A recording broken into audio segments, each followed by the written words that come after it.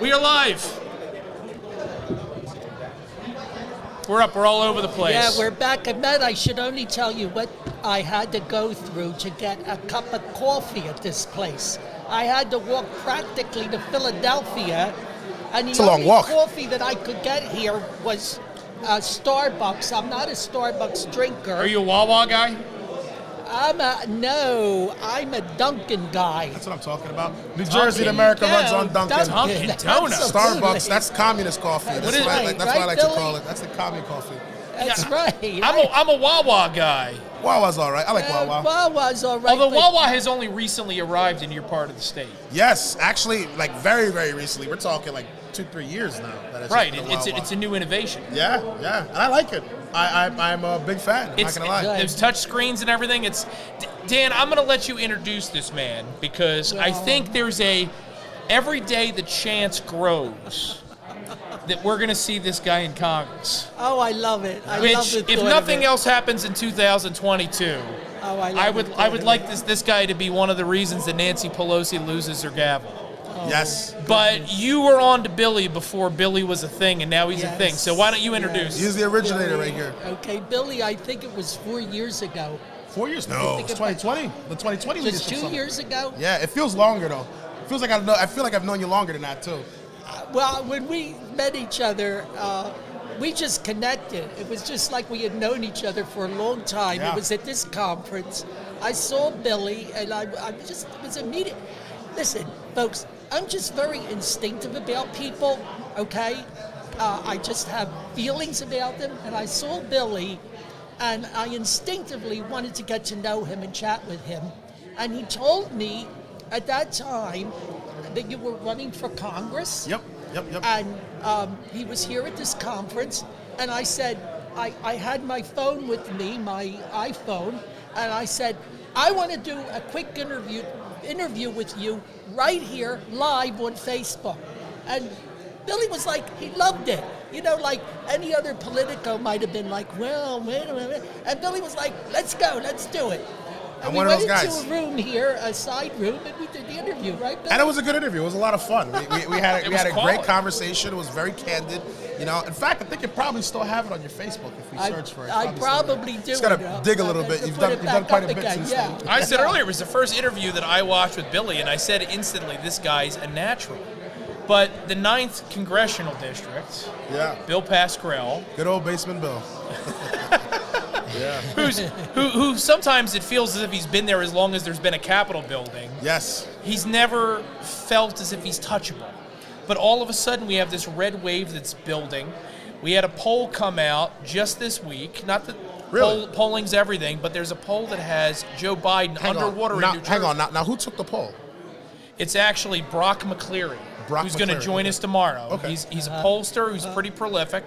He found Joe Biden underwater in New Jersey for his job approval. Really? Statewide. Well, I mean, not surprised, but yes. So that makes me think in a district like yours that actually could be competitive this year, it may be even actually worse for Brandon. You know, What are you hearing? here's you know what? Because you're knocking doors, you're talking to real This people. is gonna surprise a lot of people that are listening right now. But it's like when I ran in 2020, when I first met Dan, a lot of people thought I was crazy, and I'm not gonna lie, I'm a little bit crazy. That's for fine. someone to run as a Republican, shit Republican, Trump Republican, in a place like Patterson, New Jersey, in a place like the 9th District, I ran hard, and you know, I did quite well for someone who ran for a first-time person, literally zero to no money. Against Bill Pascrell, we got more votes for a Republican than anybody's got in a very, very long time in the 9th District. And this year, 2022, when I say like 180, I'm talking serious 180. I've been going to several events. I've been talking a lot to these Democrats that are out here. And a lot of them are like, we're done with Pascrell. Like, we're done with him. Like, we like him. He's a good guy. He talked to my kids, you know, graduation or whatever. But right now, he's not talking about the issues that matter the most right now. I'll give you a perfect example. I'm walking around with a couple of people in Patterson, you know, just talking with people in the community. And I'm actually shocked at how many Democrats that are saying, like, listen, I'm never going to flip, you know, from Democrat to Republican. But I'm telling you right now, we're with you. We're 100% with you. We're not voting for this guy. We don't like what he stands for. My gas prices are too high. And what people got to understand, and I think this is one thing that the Republican Party really needs to get the message on and get it really well, the people that live in cities like mine, like in Patterson, the people that don't have a lot of money, the people that are regular, everyday, blue-collar Americans that are working, this gas hike is harming a lot of people. It's harming a lot of people, especially the people living in the inner cities, because you got to keep in mind, some of these people are going to work, they're working to fill their gas tanks, practically. And then not only are they working to fill their gas tanks, they're working to buy groceries, put food on the table, feed their families at the same time, right?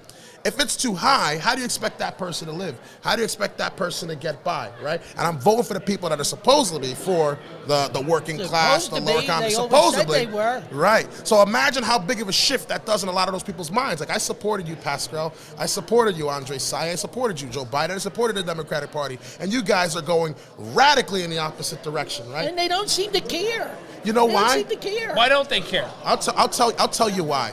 Because and I want to make a very strong distinction while we're live on here, right? There's a very big difference between a Democrat and a progressive. What we're seeing right now is the progressives taking complete control of the Democratic Party, right?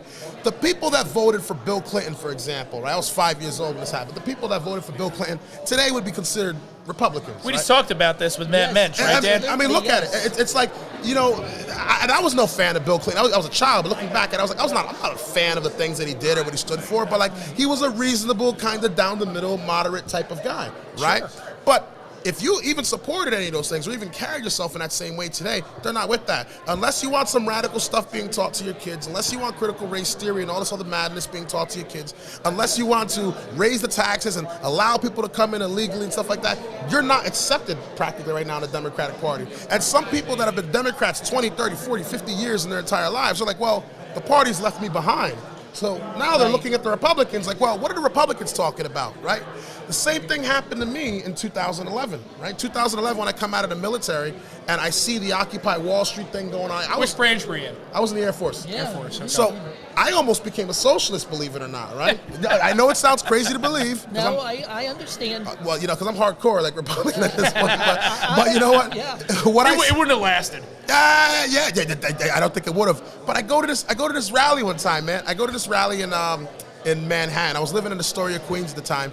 I go to this rally, and there's a whole bunch of these, blue-haired people in there saying like, yeah, we got to raise the tax, we got to do this, we got to, decrease the rent, and all this stuff sounds really good. And there's a girl sitting to the right of me, right? Gauge is about that big inside of her earlobes, blue hair. And I'm like, wow, this is great. Like, how do we lower the taxes? How do we do this? And she says, we have to eat them. We have to eat the rich. And she was so serious, like dead serious about saying this. And I thought to myself, like, am I really aligned with the right people? Like, this woman is not joking. She really wants. I don't want to be in this room. Yeah. I was like, I gotta get out of here. Yeah, where's the exit? Yeah, I gotta go. I went home and I started thinking like, and this was at a time where like I had the mindset that Republicans are racist, evil people that want to put you in chains and boogeyman and all this madness, right? That's what Biden said. Well, yeah. Oh, Explicitly. absolutely. That's not just something we're saying. That's The only person who really like got me right down there was this guy, one of my good friends. I haven't seen him in years, and if he's watching, hopefully, God bless you. His name was Dan Avery. He was out in Glen Rock, New Jersey. He's the one who told me about Ron Paul before I went into the Air Force, right? And I didn't care to hear about him, didn't really want to hear much about him. I'm like, this guy, Ron Paul, I don't know about him. He's a Republican. He's a racist. I believed all that madness. But then when I meet Ron Paul, when I start looking into Ron Paul, because I came home from this event and I'm looking at some of the things Ron Paul's talking about. He's talking about fiscal responsibility. He's talking about practicality, things that just make common sense. Right. And then I start looking at a couple of other Republicans and what they're talking about. I'm like, the Republicans are not crazy at all. These people are legit talking about eating people and, taxing the rich into oblivion and burn down Wall Street. And I'm like, this is not going to work. So from that moment on, I completely changed my parties.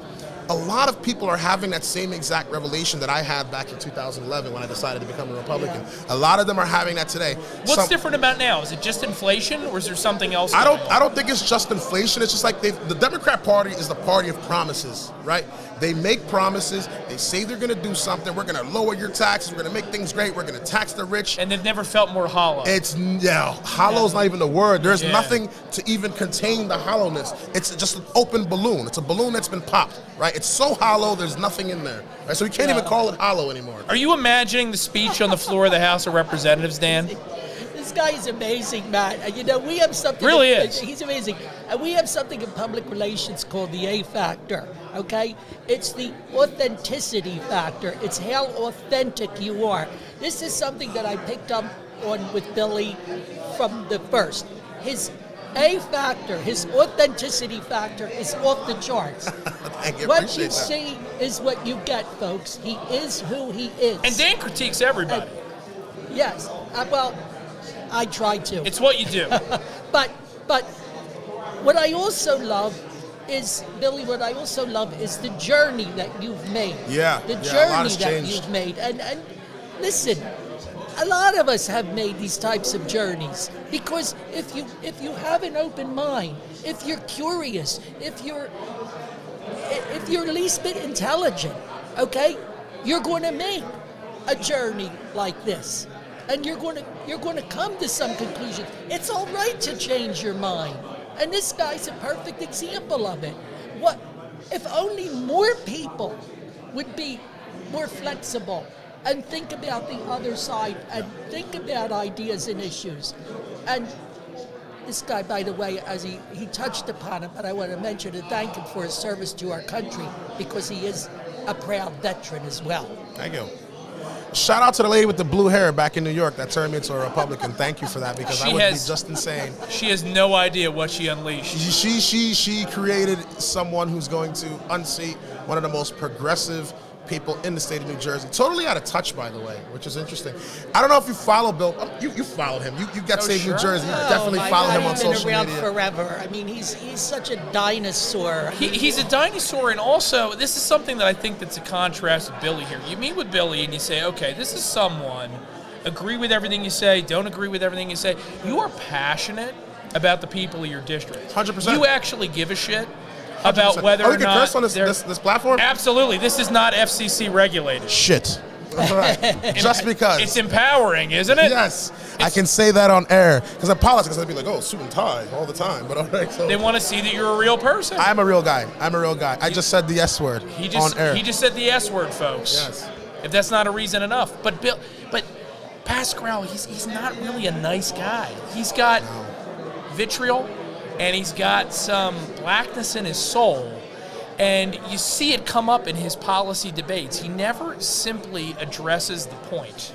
He constantly attacks the person. And you're nodding. You know what I'm talking about. Oh, I got a story for you. He attacks the person, not the position.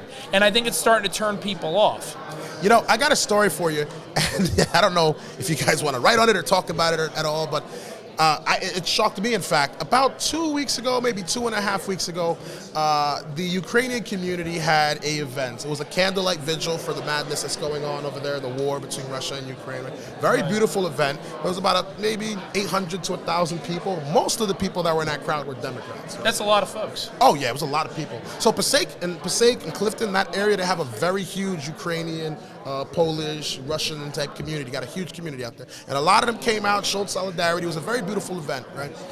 Bill Pascrell shows up, right? And at first, I should preface it with this. At the very beginning, I was like, oh man, there's a lot of Democrats here. I don't know how to feel about this. I feel a little bit out of place. But I still showed up, Bill Pascrell shows up, right? And me, even if I don't like you, if I'm not a fan of you, I'm always going to be a gentleman. Maybe not with Phil Murphy. I just can't shake his hand. But, but Bill Pascrell, every time I see Bill, I always make it a point to go and shake his hand, be a nice guy. Because you're a gentleman. Well, yes. I mean, listen, at the end of the day, bro, we're in politics. I don't hate you personally. Right. It's not that I dislike you personally. Correct. Politically, I don't agree, but he's probably a great guy. In fact, his son is a great person to have a beer with, actually. Nice guy, Bill Pascrell III. I don't like what he's doing, but nice guy. But anyway, I go up to Bill, I shake his hand, nice guy, hey, Billy, how you doing? Doing all right. He gives a speech, and while he's giving his speech and he's talking to people up there, right, he's like, and it was like a speech that was like written down and everything. He's like, hey, we're with you Ukrainian people. Today everybody's Ukrainian. Everybody's American. We support America. And the crowd's clapping it up, right? But then he said probably the stupidest thing he could have said. He was like, and together we are all with Joe Biden, and we'll turn it. And before he could even finish his speech, the whole crowd just boo, like, oh, you're great, boo. They turn around, the crowd starts heckling him, like, what are you talking about? Open the damn pipelines. Open the pipelines. You guys shut down the Keystone. Open up the valves. And he's like, oh, what are you talking about? What are you talking about? I'm trying to take action. And actions speak louder than words, Bill. And he says, we actually are taking action. we just put sanctions on Russia. And someone in the crowd's like, they've been on sanctions for the past 25 years. Nobody cares about the sanctions. And I got this all live streamed, by the way. And this is not Ocean County. For No, those of no, you that this are not is from this New is Jersey. Passaic County. This is Passaic County, New Jersey. Double-digit. A lot of Biden Democrats, out there, right? So he starts going on this tangent about like, yeah, I'm taking action and we're putting sanctions. Like they've been under sanctions for the past 25 years. The Russians don't care about sanctions. Okay, he continues to keep the speech.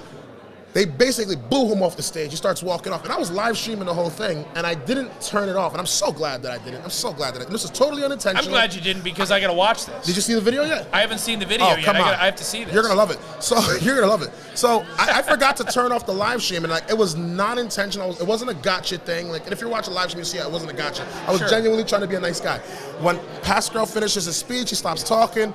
After about maybe 4 or 5 minutes, he walks off stage. He starts to walk away. So I walk up to Bill, and I'm like, "Hey, Bill, have a good night. Have a good night, Mr. Congressman." And he looks at my hand with like the utmost disgust, like, "If you ever send somebody to stalk me again, I'm calling the prosecutors on you." And I'm like, "Calling the prosecutors? I'm not sending anybody to stalk you. What are you talking about?" And they said, "I never said you did.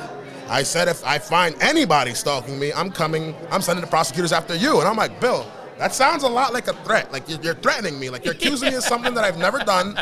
I'm not looking at this like, "Oh, it's not a threat. It's a promise." I'm like, "Oh, okay, all right." So a couple days. To me, it sounds Biden-esque. Oh, it is Sounds Biden-esque. Like Biden. It is Biden-esque. It sounds like Biden, and it's a typical cranky old man Oh, yeah. who's been around too long in the public eye. Go ahead. And don't think anybody has a right to challenge them. Yeah, that's Yeah, what it is. nobody- That's don't what it you is. dare challenge And you me. know what? Let's not downplay it, because I'm like, look, he probably genuinely is being stalked by somebody. Who knows, right? But I'm like, listen, I'm not taking my chances. If this guy feels afraid, he feels like somebody's gonna harm him. I went to the Clifton Police about 2 days ago. I'm like, listen. Here's a copy of the video. I'll send you the video if you want to see it. But I'm like, here's a copy of the video. I don't want anything to do with this. I'm not stalking Bill. I'm not sending anybody to stalk Bill. But God forbid this guy stops at a red light. Oh, that car behind me, that Volkswagen right there looks suspicious. And then, he calling the cops and they're showing up at my house. I don't want that. So I'm like, listen, I got nothing to do with that. I'm putting that on a record. But the fact that I'm taking up that much real estate in his mind is crazy. And I think he sees the writing on the wall, because the people that he thought he's controlled for such a long time he's beginning to realize that like the rhetoric of repeating the same nonsense over and over is not working. People are a lot more savvy. People are a lot more sophisticated, especially after what just happened with COVID and how he shifted to the whole Ukraine thing. And now we're about to go to war, and God forbid we go to war. All these things are happening so quickly now that like the average person who didn't care about politics is realizing, if I want to live, if I want to continue to survive, if I want to continue to put food on the table for my wife, my kids, my family, I got to pay attention to politics. And this guy is still talking about Donald Trump. He's still talking about the stimulus checks from 2020. He's still talking about like, oh, I'm going to save the police. I'm going to save the post offices. Even though I tried to take it down in he tried to take it down in 2016. He tried to tear him apart. Now suddenly you're the savior for that? Even with all that being said, nobody cares about that, right? What are you going to do to reduce these prices? What are you going to do to try and quell this war situation going on in Ukraine? What are you going to do to help benefit people? What are you going to do to help fix the education system here, not just in New Jersey, but across the country? Because your district redrawn is a district that Jack Chittarelli came within single digits of. And that was before $4 gas. Yes. Jack got 48%. And you know what's funny about Jack? In Passaic County, when he got 48%, there were a lot of people that called me. And I'm talking Democrats that hate my soul. Well, maybe not so much anymore, but like hated my soul in They 2020. did back then, or they thought they did. Like that black guy with the Trump hat, don't even talk to him. Like I'm talking people like that. You know what I'm saying? Like those kinds of people. Now some of them were calling me like, yo, who's this Jack Chittarelli guy? I want to learn about this Jack guy because, Governor Murphy is just not doing it. And a lot of them were pissed off at the whole COVID response and how he responded to it, sending people to the nursing homes and all that, which surprised me because I thought people were going to go hook, line, and sinker with that narrative. But that's not what happened. A lot of them were like, he didn't do anything for Patterson. We asked him for funds, we asked him to grow, and he came and took a couple pictures with the mayor and did nothing for us. What about this Jack guy? I want to know. And I was like, oh, this is very surprising. And the one thing that I wish Jack did better, and I told Jack this as well too, and even this was in 2020, right after I ran, I was like, Jack, I don't care what you say, I don't care what your consultants say, I don't care what any of these people tell you, you have to come into the inner cities. If you don't come into the inner cities and you don't talk to the minority population, mark my words, you're gonna lose. And the reason why I believe that was because I was looking at the numbers, and like some people think I'm stupid, some people think I'm really dumb, I'm not gonna lie. A lot of people in the Republican Party is like, this guy Billy Prempeh, dreadlocks, who the hell is the thing he's gonna do? I'm a very smart guy, and I'm not trying to be cocky, but like I know what I'm not saying I know what I'm talking about, but like I sit down and I take the time, and I'm looking at the numbers here. Even Bob Hugin, right, which I give him a lot of credit for, because Bob Hugin was the first Republican that I ever voted for in the state of New Jersey, right? First one. And the reason why I voted for Bob Hugin, and I got to tell him this because I haven't got the opportunity to tell him, he's like all over the place today, is the only reason why I voted for Bob Hugin was I saw a Bob Hugin sign in Patterson. The only reason. I had no idea what his platform was. I didn't know what he stood for, but I knew he was a Republican. This is like 2018 when he ran, Well, right? that's a problem with a lot of white Republicans. They're gotta afraid to talk to black and brown people. They They will- are. Am they I will wrong, be- Dan? They will be problem. so surprised. They will. I think if they come into the inner city, they will be extremely surprised at how many Republicans and how many conservative people actually agree with them. The problem is, if I don't see you, if I don't know you, you're nowhere near there, and all I got to choose from is this slate of, poo-poo on a platter right here, but they're all Democrats. I got to choose one of them, or else. Well, that's the I got crime of nothing. what the Democrats have done to us, right? They've Yeah. made it so that we're That's not even right. having a discussion. That's right. Because we're afraid to have that They discussion wanted with one to another. divide us. They want to keep us divided. And they succeeded okay? for a while, but I have a feeling 2022 is the beginning of the end. Oh yeah, 100%. And me with this race, I'm not running on a divisive platform. I'm not going out and bashing Democrats unless when Democrats do something really ridiculous, like, hey, we're going to teach your children about anal sex. I got to rip you on that. That's just crazy to me. That's insane. And that's part of the reason that they're beginning to lose. Oh yeah, because nobody agrees with that kind of stuff. Right, and I mean, it's not even, people talk about LGBT. Most of the gay people I know think that They don't that's care about ridiculous. that. Yeah, they're like They you're don't want making to us. teach it. They just want to live their lives. They don't want to teach a kindergartner about Right. sex.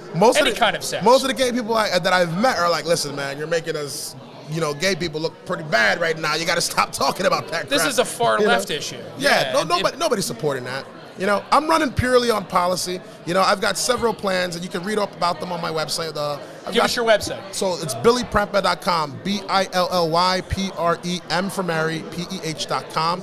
There's things that I believe will help fix our country and put it back on the right track. For example, the Freedom of Education Plan. I got a video that's coming out on Tuesday that'll break down that program and explain it. In a nutshell, it basically allows for business owners that have mastered their craft to teach our children how to do what they do in our high schools, right? I'm a big supporter. That's a fantastic idea. I mean, it's common sense. It's a common Yeah. sense idea. I'm a very big supporter of school choice, but we can't, our solution to our education problem is not school choice. We have an infrastructure in our public school system. How do we make that better? If you've been working in the finance field, in the electronics field, in trades, craftsmanship, whatever the case may be, right? You've been doing this for years. Why don't we give you a tax incentive to have your best guy come into our schools and teach our children how to do minimum of 3 hours a week, right, every week for the entire 4-year time that they're in high school. By the time that kid comes out of high school, they've got a certification in a program that they can use, whether they choose to go to college or not. They still have something to fall back on, I couple that also with the Hey, it's going to make them a lot of more money than that degree in handpan music they were going to get. Exactly, and it goes From nowhere. some liberal institution. And it goes nowhere, and that program goes hand in hand with the Revive America plan, which I believe is something that I think it needs to be done. If America was the powerhouse of manufacturing for the world for a long time, and all these manufacturing companies move to Taiwan, Bangladesh, Mexico, they move out of our country after that terrible NAFTA agreement, how do we bring them back? Here's how. This is what I believe. For example, in my city, and I know my city is not the only place in Patterson. I've seen places in Canton, Ohio, Detroit, Michigan, Irvington, New Jersey, even a couple places in Newark. It's still the same thing. We've got all these derelict factories that are sitting around doing nothing, collecting dust, or an eyesore. They're terrible, right? Why don't we have some of these large manufacturing companies purchase these buildings, or even give them the buildings outright? Like, listen, if you rehab this building, you rehabilitate it, you get it back up to where it needs to be, get it up to OSHA standards, make the place real safe, we'll give you a tax incentive for bringing that building back. But if you hire people from within the district to fill these positions, we'll give you another tax incentive to do that. Now you're bringing manufacturing back. Now you're giving people an opportunity to put money on the table and provide for their families. You couple that with children that are coming out of our high school system with programs that are actually to prepare them for the future. We can invest in America in a way that no one's ever done before. And I think if we do something like that, we could also reduce Right. the crime in our communities. Right. A place like Patterson, we got a lot of crime because there's no opportunity. It's like, listen, Right. I could go and work at McDonald's for hours on end and get nothing, or I could be a drug dealer, I could be a gangster, I could do whatever, and I can move something Right. if it needs to be done that way, Billy, right? Billy, what you're talking about with these incentives and tax incentives and so forth is exactly what Governor Chris Christie did in my hometown of Camden. Yes. Okay? When he brought in industry and they also made provisions to incentivize the companies to hire people from Camden. It makes Okay? perfect sense. They did that through the State Economic Development Commission. And then when Murphy came in, what did he do? He Undid it. investigated it. He investigated it and started undoing it. Yep. Okay? Now, was part of what they were doing helping some influential, I'll be kind and say influential people in Camden? Yes, it was. But it also helped Camden. Yes. And no governor in my lifetime did more for the city of Camden than a Republican governor Yes. named Chris Christie. I'm telling you Okay? right now, if Republicans, if I were Bob Hugian, if I was a chairman of the NJGOP, if I had any kind of leadership in the NJGOP, I'm telling you right now, if the Republican Party triples down, not even doubles down, triples down on getting invested in the inner cities, in the areas where no one's paying attention, mark my words, this state will never go blue ever again. You pull more people out of poverty, you bring more opportunity to these people, I'm telling you. Why would I ever go for a Democrat? Why would I ever want to deal with the welfare programs? When I can go, I can work a real good job, anything happens to me, I can be provided for. We got opportunity in our communities that never existed. If the Republican Party goes hard in these areas, it's never going blue again. Donald Trump had the right idea when he came up with that platinum plan. He was like, listen, we got to invest in these inner cities. Whether you like it or not, we have to do it. Because when we do, we have so many people that will never vote Republican because they believe, well, the Republicans are racist. And that's not necessarily true. But it's easy to believe that when there's no Republicans coming to your community. If they're not coming into your city, they're not coming into your area, they're not even coming into your county, of course you would think they're racist. But are they really racist? No. They believe that, well, we can't win those areas, so we're not going to do it. Or we're not going to spend the money. It's not about money. I had $20,000 and got more votes for a Republican than anybody that's ever ran in the 9th District. That is madness. You got to put in the work. And the second you put in the work, the second you put in that passion, people see that, people feel that, people want to roll with that. They want to work with people that have a plan. These Democrats don't have a plan. All Now, right? this is I've another got a thing plan that for I the like future. about Billy, is that he's very instinctive.